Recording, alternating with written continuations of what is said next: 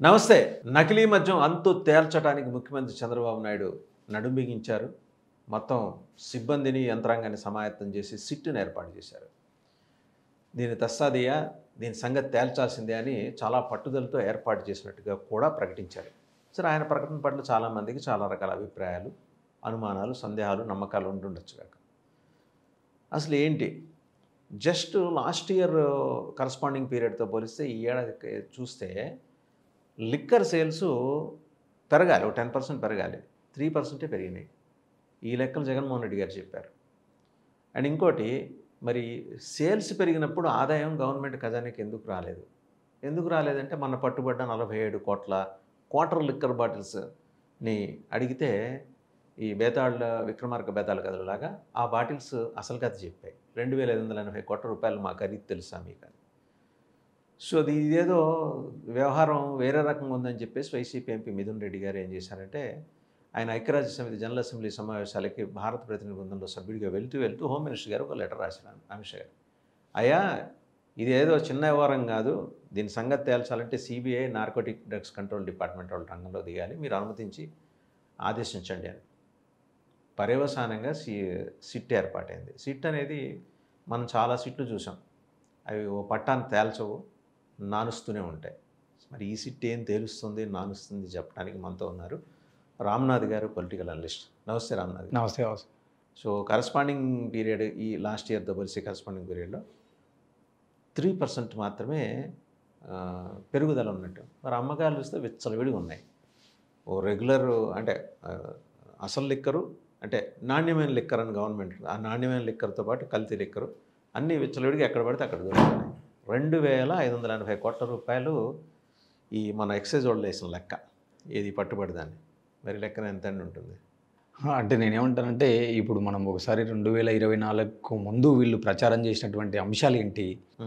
సంపూర్ణ మద్య నిషేధము, దశల వారీ మద్య నిషేధం అని చెప్పి ఆ రోజు ఆయన హామీలు ఇచ్చాడు. ఆయన హామీలు పూర్తిగా విస్మరించినాడు. ఈరోజు కల్తీ మద్యం ఏర్లై పారుతుంది. సో మద్యంకు బానిసలై ప్రజలు చనిపోతున్నారు. ఎంత ఖర్చు పెట్టినా కూడా క్వాలిటీ మద్యం లేదు, మేము వస్తే క్వాలిటీ మద్యం ఇస్తామని కూడా వీళ్ళు వాగ్దానం చేయడం బలంగా కనపడింది. అవును. ఆ రోజు మద్యం రాయిలు కూడా చాలామంది రోడ్ల మీదకి వచ్చి చాలామంది కూడా మాట్లాడారు, అసలు మాకు డబ్బు పోతుంది తప్ప మాకు మద్యం అందట్లేదని. అంటే ఆ రోజు ఈ మద్యం అనే అంశాన్ని వాళ్ళు ఒక మంచి రాజకీయ అస్త్రంగా మార్చుకోవడం, అది వాళ్ళకి ఎన్నికల్లో ఉపయోగపడింది. సరే, అధికారంలోకి వచ్చిన తర్వాత వాళ్ళు ఒక పాలసీ తీసుకొని ఆ పాలసీ పరంగా వాళ్ళు ఏదైతే మద్యం అమ్మకాలనండి, మద్యం షాపులనండి, అవన్నీ వాళ్ళు నిర్వహించడం కనపడుతుంది. అదే సమయంలో ప్యారలల్గా ఏం జరిగింది, ఈ గవర్నమెంట్ చేతులు మారిన తర్వాత గత ప్రభుత్వంలో జరిగిన మద్యం అంశాలపైన వీళ్ళు ఇన్వెస్టిగేషన్ ఏర్పాటు చేయడము, ఆ కేసులో చాలామంది వైసీపీ నాయకులను అరెస్ట్ చేసుకుంటూ కూడా రావడం మనకు కనపడుతుంది. ఒకవైపు అందులోనే ప్రముఖంగా కొందరికి బెయిల్స్ రావడం కూడా కనపడుతుంది. మరొక వైపు ఆ కేసులోనే ఎంపీ మిథున్ రెడ్డి గారు కూడా ఈరోజు బెయిల్ మీద ఉండడం, ఆయన కూడా ఈరోజు ఈ అంశంపైన సిబిఐకి లెటర్ రాయడం, అంటే హోమ్ మినిస్టర్కు లెటర్ రాయడం, హోంశాఖకు. సో ఇవన్నీ చూస్తే మనకేం కనపడుతుంది అంటే, ఈ మద్యం విషయాలలో ప్రభుత్వాలలో ఎవరున్నా కూడా దీంట్లో చాలా సొమ్ము చేతులు మారుతుంది అనేది ఒక అండర్ పాయింట్ మనకి ఇక్కడ కనపడుతుంది. సో అది బయటపడాలి. అంటే ఎవరి గవర్నమెంట్లో వాళ్ళు ఉన్నప్పుడు సిట్లు వేసుకుంటే ఇది బయటపడుతుంది అని అయితే నేను అనుకోవడంలా. ఎందుకంటే మనకు చాలామందికి తెలుసు, ఏ ప్రభుత్వాలు ఉంటే ఆ ప్రభుత్వాలు వేసుకుంటే సిట్లలో తేల్చేది ఏముండదు, అదేదో కొండందవ్వి ఎలకట్టమంటే ఏదో సామెత అన్నట్టుగా ఇది బయటపడేటువంటి అవకాశం ఉండదు. కాబట్టి ఖచ్చితంగా ఒక సింగిల్ సిట్టింగ్ జడ్జితోనో లేదా సింగిల్ బెంచ్ జడ్జితోనో లేకుంటే ఒక ఎక్స్టర్నల్ బాడీతో ఇన్వెస్టిగేషన్ జరిగితేనే ఎంతో కొంత నిజాలు బయటకు వస్తాయి. సో అలాంటి సందర్భంలో ఏమంటే కేంద్ర ప్రభుత్వం ఇంటర్వ్యూన్ అయితేనే బాగుంటుంది తప్ప స్టేట్ ఇన్వెస్టిగేషన్ వల్ల పెద్ద ఫలితాలు ఉంటాయని అయితే మనం ఎక్స్పెక్ట్ చేయలేం సహజంగా. మోరోవర్ ఏంటంటే, ఈరోజు రాష్ట్రంలో చర్చ ప్రధానంగా ఏం జరుగుతుంది అంటే, ఆ రోజు కల్తీ మద్యం అమ్మినారు, ఆ రోజు బెల్ట్ షాపులు ఉన్నాయి అది అని చెప్పినారు, ఆ రోజు ప్రభుత్వంలోనే మద్యం అమ్ముతున్నారు, ఓన్లీ ఫోన్పేలలోనే గూగుల్ పేలలోనే మద్యం కొనాల్సిన పరిస్థితి అని విమర్శలు చేసినటువంటివి ఆనాటి ప్రతిపక్షం ఈరోజు అధికారంలో ఉంది. ఈరోజు వీళ్ళు ఏం చేయాలి, దాన్ని స్ట్రీమ్ లైన్ చేయాలి కదా. ఆ రోజు వీళ్ళు ఇసుకను చాలా బహిరంగంగా విమర్శించడం జరిగింది, మద్యాన్ని బహిరంగంగా విమర్శించడం జరిగింది. ఈరోజు ఈ వ్యవస్థల్లో కూడా ఈరోజు ఆరోపణలు వస్తున్నాయి. టీడీపీలో కూటమిలోని కొందరు ఎమ్మెల్యేలే మాట్లాడుతున్నారు, విచ్చలవిడిగా ఇసుకను అమ్ముకుంటున్నారు, విచ్చలవిడిగా మద్యాన్ని అమ్ముకుంటున్నారు. సో విచ్చలవిడిగా ఈరోజు నిన్ననో మొన్ననో ఏలూరులో ఎవరో మద్యం షాప్లోనే తాగి పడి చనిపోయిన వార్తలు చూస్తున్నాం. ఒకరోజు మీరు అన్నట్టుగా 42 కోట్ల కల్తీ మద్యం అందులో ఇన్ఫ్యూజన్ అయ్యింది. సో ఆ రెవెన్యూ వల్ల ఎక్కడికి పోయింది, ఎవరి చేతులలోకి పోయింది? ఇది నేను చెప్పింది 47 కోట్ల క్వార్టర్ బాటిల్స్ స్ప్యూరియస్. ఇవి Quantity, ములకలకుంట నుంచి అలా నడుచుకుంటూనో పాక్కుంటూనో పరిగెత్తుకుంటూనో ఇబ్రహీంపట్నం దాకా వచ్చాయి. అక్కడి నుంచి డిస్ట్రిబ్యూషన్ నడిచింది. అంటే ములకలకుంటలో ఒక ఫ్యాక్టరీ ఏర్పాటు చేశారు. అంటే ఒక పరిశ్రమ, పాపం చాలామందికి ఉపాధి కల్పించుంటారు ఆ పరిశ్రమలో. ఇది this is worth around 2580 crores అని చెప్పేసి ఎక్సైజ్ అఫీషియల్స్ చెప్తున్నమాట.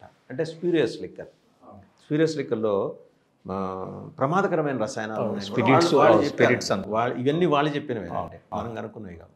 అదే నేను ఏమంటే గతంలో కూడా వీళ్ళు మిథున్ రెడ్డి గారు ఇప్పుడు మన నంద్యాల దగ్గర ఉన్నటువంటి, మీకు తెలుసు నంద్యాల ఎస్పీవై ఆగ్రోస్ వాళ్ళ ఆధ్వర్యంలో కొంత లిక్కర్ కల్తీ జరిగింది. ఆ రోజు కుందు వాటర్లో కూడా వాళ్ళు ఏమంటారు వాటర్ కంటామినేషన్ జరిగి చేపలు చనిపోవడం, ఇలాంటి చాలా అంశాలపైన ఆ రోజు వాళ్ళు ఉద్యమాలు చేసినారు. కొంత ప్రతిపక్షంలో ఉండి విమర్శించిన వాళ్ళు ఈరోజు మళ్ళీ ప్రభుత్వం చేతిలో మారిన తర్వాత అవన్నీ కంట్రోల్ చేయాల్సినటువంటి పరిస్థితి, కంట్రోల్ చేయాలా, హోల్డింగ్ తీసుకోవాలి కదా. కానీ ఈరోజు ఏం జరుగుతుంది, ఈరోజు వేల కోట్ల రూపాయలు మళ్ళీ చేతులు మారుతున్నాయి అనేటువంటి వార్తలు కథనాలు చూస్తున్నాం. సో ఇలాంటి వాటిపైన మనం ఏం కోరుకోవాలా, ప్రజలుగా కానీ ప్రతిపక్షంగా కానీ ఎవరైనా ఏం కోరుకుంటారు అంటే ఖచ్చితంగా నిజాలు బయటికి రావాలా, వాస్తవాలు బయటికి రావాలని కోరుకుంటారు. అంటే అన్ని వేల కోట్లు ప్రజాధనం ఎవరి చేతుల్లోకి పోయినట్టు.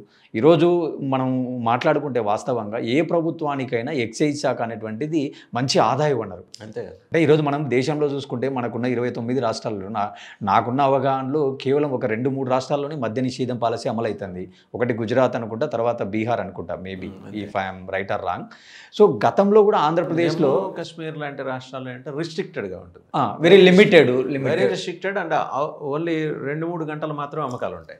అవును, జగన్మోహన్ రెడ్డి గారు గతంలో చెప్పింది కూడా ఇదే కదా, అంటే సంపూర్ణ మద్యపాన నిషేధం అమలు చేయడం కష్టము, సో దశల వారీగా మేము అమలు చేస్తామని చెప్పి మేము ఎక్కువ రేట్లు పెంచడం వల్ల కొందరు తాగలేరు, డిస్కరేజ్ చేయటం, అంటే కొంత డిస్కనెక్ట్ చేసేలాగా మాట్లాడడం. అంటే వాడు అంత రేటు ఉంది ఎందుకు తాగాలా, ఈరోజు నా పిల్లలు ముఖ్యము అనే స్థాయిలో ప్రజలు ఏమన్నా ఆలోచిస్తారు అన్నట్టుగా వాళ్ళు ఒక పాలసీ తీసుకున్నారు.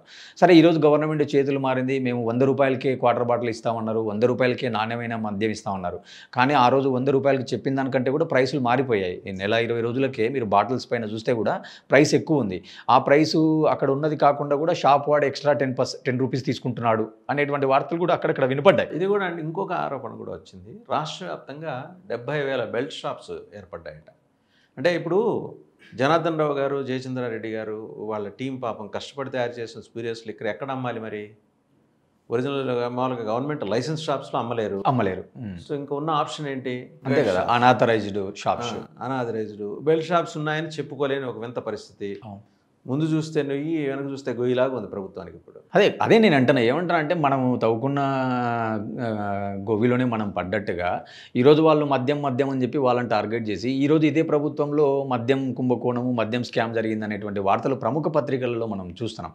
కాబట్టి ఈరోజు వాళ్ళ చిత్తశుద్ధిని నిరూపించుకోవాలంటే వాళ్ళు సొంత సిట్లు వేసుకుంటే పనికిరాదు. వాళ్ళకి నిజంగా చిత్తశుద్ధి ఉండి ప్రజలపైన, మద్యం పాలసీ పైన, మద్యం నినాదం పైన వాళ్ళకు ఒక చిత్తశుద్ధి ఉంటే ఆ విధానాన్ని వాళ్ళు ట్రాన్స్పరెంట్గా అమలు చేయాలా. ఈరోజు ట్రాన్స్పరెంట్గా అమలు అవుతుంది. అదే నేను ఇందాక మనం డిస్కనెక్ట్ అయినాం. యాక్చువల్గా ఈ సంపూర్ణ మద్యపాన నిషేధం గురించి మనం ఒకసారి మాట్లాడుకుంటే పూర్తిగా, అంటే మన ఆంధ్రప్రదేశ్లో కూడా ఆంధ్ర రాష్ట్రం అంటే 1953లో ఏర్పడిన ఆంధ్ర రాష్ట్రంలో మద్య నిషేధం అమలు ఉండేది అప్పట్లో 1953లో. అది దాదాపుగా సంజీవ్ గారి సమయంలో ఎస్ నీలం సంజీవరెడ్డి 56లో మనం ఆంధ్ర రాష్ట్రం, ఉమ్మడి ఆంధ్ర రాష్ట్రం ఏర్పడిన తర్వాత కూడా దాదాపుగా 1969 వరకు ఆ రోజు మద్య నిషేధం అమలు జరిగింది మన ఉమ్మడి ఆంధ్రప్రదేశ్లో కూడా 69 వరకు.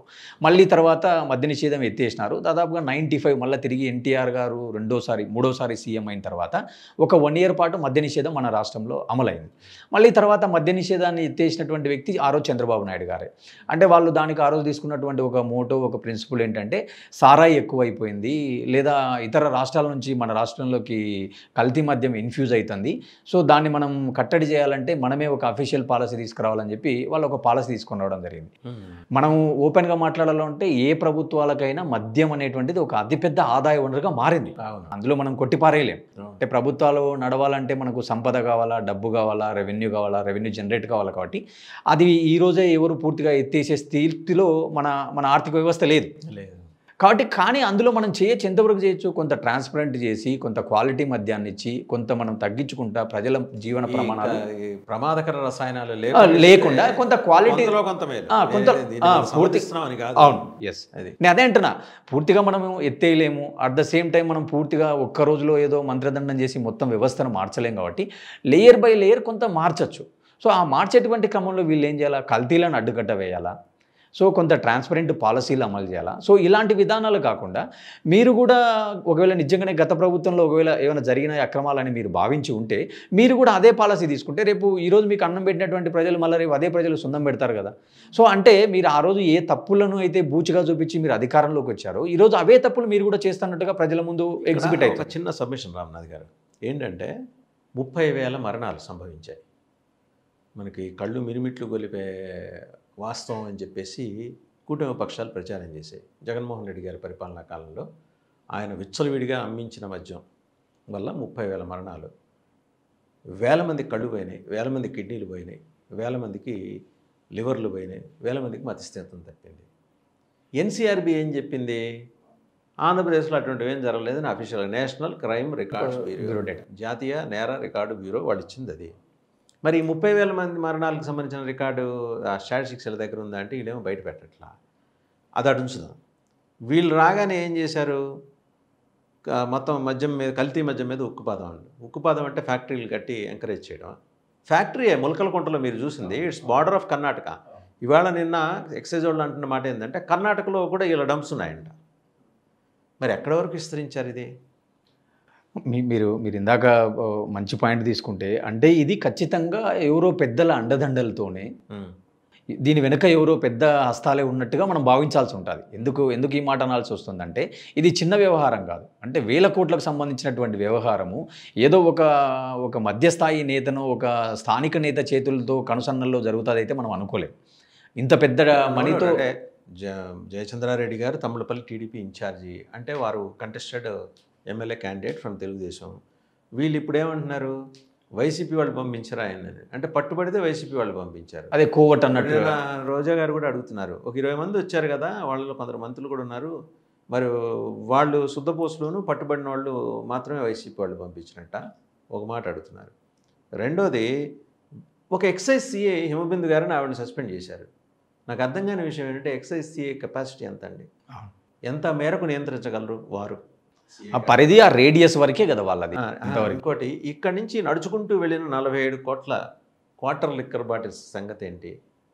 ఈ నడుచుకుంటూ వెళ్ళే క్రమంలో ఎన్ని జిల్లాలు దాటి ఇబ్రహీంపట్నం దాకా? అదే అంటాను, ఆ పాయింట్కే వస్తాను. ఇప్పుడు సర్కిల్ ఇన్స్పెక్టర్ అంటే వాళ్ళ రేడియస్ ఎంత ఉంటుంది? మ్యాక్సిమం ఒక నియోజకవర్గానికి సర్కిల్ ఇన్స్పెక్టర్ ఉంటారు, ఒక 5-6 మండలాల పరిధి ఉంటుంది. మేబీ ఎక్సైజ్లో అయితే కాస్త ఎక్కువ ఉండొచ్చేమో సివిల్ పోలీసులతో పోల్చుకుంటే. సో వాళ్ళ పరిధి ఎంత తీసుకున్నా ఒక 100 కిలోమీటర్స్ రేడియస్ వరకు ఉంటుంది. వాళ్ళు అంతవరకు ప్రొహిబిట్ చేయొచ్చు, ఆ విషయంలో ఫెయిల్ అయితే వాళ్ళను పని చేయొచ్చు, శాఖాపరమైన చర్యలు తీసుకోవచ్చు, తప్పులేదు. కానీ ఇవి ఎక్కడి నుంచి ఎక్కడికి పోయాయి, రాష్ట్రంలో ఎన్ని షాపులలో ఎన్ని జిల్లాలకు వ్యాప్తి చెందినాయి అంటే ఇవెంత ఒక సహకారము, ఒక హై నెట్వర్క్ లేనిది ఇంత పెద్ద వ్యవహారం జరగదు కదా. అందుకే నేను అంటున్నా ఏమంటే ఖచ్చితంగా దీనిలో వెనక చాలా పెద్ద నెట్వర్కే ఉంటుంది, పెద్దల హస్తం ఉంటుంది. అంటే అవన్నీ కూడా బయటికి తీయాలంటే ఒక ఎక్స్టర్నల్ బాడీ ఇన్వెస్టిగేషన్ ఎంటర్ అయినప్పుడే అలాంటివన్నీ బయటికి వస్తాయి తప్ప. ఇప్పుడు ఈరోజు మీరు ఇంకొక విషయం తీసుకున్నాం మనం, ఆ రోజు తిరుపతి లడ్డు వ్యవహారం కూడా ఏమైపోయింది, ఈరోజు సుప్రీంకోర్టు కూడా ఏదో అందులో చాలా తప్పు పడినట్టుగా ఒక 2 వీక్స్ ఎగో నేను ఏదో వార్తలు కూడా చూశాను. అంటే దాని మీద కూడా సిట్టేశారు, కానీ ఇంతవరకు ఆ రిపోర్ట్ పబ్లిక్ డొమైన్లో కానీ ఎక్కడ కూడా మనం కనపడ్డంలే. అంటే ఇవన్నీ ఎట్లా ఉంటాయంటే ఇంటర్నల్ ఇన్వెస్టిగేషన్స్ పైన ప్రజలకు కానీ ఎవరికి కానీ కూడా ఒక కంప్లీట్ పిక్చర్ ఉంది. అంటే ఏ ప్రభుత్వాలు ఉన్నాయి, నేను ఏదో ఈ ప్రభుత్వం అని అనట్లేదు, ఏ ప్రభుత్వాలు ఉన్నా కూడా అవి వాళ్ళకు అనుకూలంగానే పనిచేస్తాయి తప్ప నిజ నిర్ధారణను బయటికి తీస్తాయి అనేటువంటి నమ్మకాలు ప్రజల్లో లేవు. అసలు ఈ మాత్రం అనర్థం ఏంటంటే సామాన్యమైన విషయం కాదు. ఎక్కడో పంపకాల దగ్గర లోకల కారణంగా ఇది అంతా బయటకు వచ్చింది. ఇప్పుడు జనార్దన్ రావు గారిని ఆయన గన్నవరంలో దిగ్గానే ఆఫ్రికా నుంచి వచ్చారు. ఆయన ఒక పచారీ షాప్ నుంచి లిక్కర్ బారంగా ఎదిగారు. ఆయన ఆఫ్రికా నుంచి వీడియో స్టేట్మెంట్ కూడా ఇచ్చారు. ఆయన గన్నవరంలో దిగ్గానే ఆయన అరెస్ట్ చేశారు. ఆయన ఇంకా బోల్డెన్ అస్టానిషింగ్ ఫ్యాక్ట్స్ చెప్పారంట. ఇప్పుడు అవన్నీ బయటకు వస్తే ఎంతమంది మెడకి తలక చుట్టుకుంటుంది? అంతే కదా మరి. ఇప్పుడు నెట్వర్క్ ఇప్పుడు వేల కోట్ల రూపాయల వ్యాపారము, దీని వెనక అన్ని వేల కోట్ల టర్నోవర్ ఉందంటే ఖచ్చితంగా చిన్న హ్యాండ్స్ అయితే ఉండవు. సరే ఈరోజు గతంలో కూడా వాళ్ళు మాట్లాడినారు, వైసీపీలో ఇప్పుడు ఎవరైతే అరెస్ట్ అయ్యారో వాళ్ళ వెనక పెద్ద హ్యాండే ఉంది, పెద్ద ప్యాలెస్ నుంచే నడిచింది కథా వ్యవహారాలు బిస్కెట్లు కూడా మార్చారు అని వాళ్ళు మాట్లాడినారు కదా. ఈరోజు వీళ్ళు కూడా మాట్లాడతారు. ఇప్పుడు ఒక రాజకీయ కోణంలో మీరు ఆరోపణలు చేసినప్పుడు వాళ్ళు కూడా ఈరోజు రాజకీయ ఆరోపణలు చేస్తారు. ఎవరి హస్తాలు ఉన్నాయి, పెద్ద బాబు హస్తం ఉంది, చిన్న బాబు హస్తం ఉంది అని కూడా మాట్లాడతారు పొలిటికల్గా. కానీ ఇవన్నీ కూడా ప్రజలకు తెలియాలంటే ఏం చేయాలా? ఒక ఎక్స్టర్నల్ కమిటీని మీరు అపాయింట్ చేసినప్పుడు ఆ రోజు ప్రజలు కూడా మీ చిత్తశుద్ధిని నమ్ముతారు. ఒకటి సార్, ఇవాళ ఆయన డిమాండ్ చేసినట్టు CBI and narcotic drugs control bureau ఇంకొంచెం ఎక్స్టెన్సివ్గా వెళ్ళగలిగితే బెంగళూరు బేస్డ్ ఎస్ఎఫ్ఐ, మీకు సీరియస్ ఫ్రాడ్స్ ఇన్వెస్టిగేషన్ ఆఫీస్, వాళ్ళు దిగితే కానీ వీళ్ళ తాట తీసేవాళ్ళు ఉండరు. ఖచ్చితంగా ఏంటంటే ఇప్పుడు ప్రజల ఆరోగ్యంతో చెలగాటం ఆడుకోవడం. ఇప్పుడు అదే మనం అనుకున్నట్టు ఏంటంటే మద్యపానాన్ని పూర్తిగా నిషేధించకపోవచ్చు, కానీ కొంత క్వాలిటీ దశల వారీగా తగ్గించుకుంటూ రావాలా, కొంత క్వాలిటీ మద్యం ఇవ్వాలనే విషయంలో మనం కూడా ఎవరైనా కూడా సమ్హౌ ఎక్స్టెంట్ మనం యాక్సెప్ట్ చేయాల్సి కొంతమేరకు అంగీకరించవచ్చు. ఎందుకంటే మనం వ్యవస్థలో ఒక రోజులో ఏది మార్చలేము. ఒకవేళ నిజంగా రోజు తాగేవాడు కూడా సడన్గా మానేస్తే ప్రాణాల మీదకి వస్తాయి, వాళ్ళకు కూడా హెల్త్ ఇష్యూస్ వస్తాయని కూడా చెప్తారు కదా. సో ఎంతవరకు రైట్ అవాస్తవమా అవాస్తవమా అనేది పక్కన పెట్టే సైంటిఫిక్గా సరే ఇలాంటి విషయాల్లో ప్రజల ఆరోగ్యం ముఖ్యం, పేదవాళ్ళ ఆరోగ్యం ముఖ్యం. కాబట్టి ఇలాంటి విషయాల్లో ఎవరున్నా కూడా కొంత ట్రాన్స్పరెంట్గా ఓపెన్గా వెళ్ళినప్పుడే ప్రజలు హర్షిస్తారు తప్ప ఇలాంటి విషయాల్లో ఏదో మనం కల్లిబొల్లి మాటలు చెప్పి లేదా ఏదో అంటారు అంటే ఎస్కేప్ అయ్యే విధంగా సొంత అజెండాతో ముందుకు పోతే మాత్రం ఖచ్చితంగా ఈరోజు అన్నం పెట్టినటువంటి ఇదే ప్రజలు రేపు సున్నం పెడతారు అనేది స్పష్టం. అండ్ దీంట్లో ఇంకొక ఫైనల్ పాయింట్ సార్, వ్యాప్తంగా వైసీపీ ఆందోళనలు చేపట్టింది. సార్ గవర్నమెంట్ పెద్ద సీరియస్ తీసుకోవచ్చు, ఎందుకంటే వాళ్ళు 124 మైటీ నెంబర్ అది. బట్ సిట్ అనేది దాని ఆపరేషన్స్ స్టార్ట్ చేస్తుంది. ఓవరాల్గా చూస్తే ఒక ఇండికేషన్ ఏంటంటే గవర్నమెంట్ ఆఫ్ ఇండియా కూడా దీని మీద దృష్టి పెట్టినట్టు తెలుస్తుందండి. కేంద్ర ప్రభుత్వం కూడా పొద్దున్న లేస్తే ఒక ఆంధ్రప్రదేశ్లోని లిక్కర్ గురించి ఎందుకు మాట్లాడుకుంటున్నారు, ఏమైంది ఏందని పోయి చూసి రండి అని కొంతమంది ఆఫీసర్స్ని, సీనియర్ ఆఫీసర్స్ని డిస్క్రిట్గా పంపించిందిట. ఈసారి కొంచెం గవర్నమెంట్ ఆఫ్ ఇండియా సీరియస్గా తీసుకునే అవకాశం ఉందా ఈ వ్యవహారాల్ని?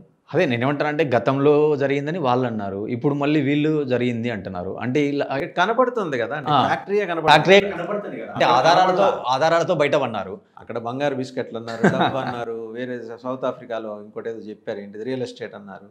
అవన్నీ ఎస్టాబ్లిష్ అవ్వాలి. ఓన్లీ ఏంటంటే ఛార్జ్ షీట్లో పెట్టారు.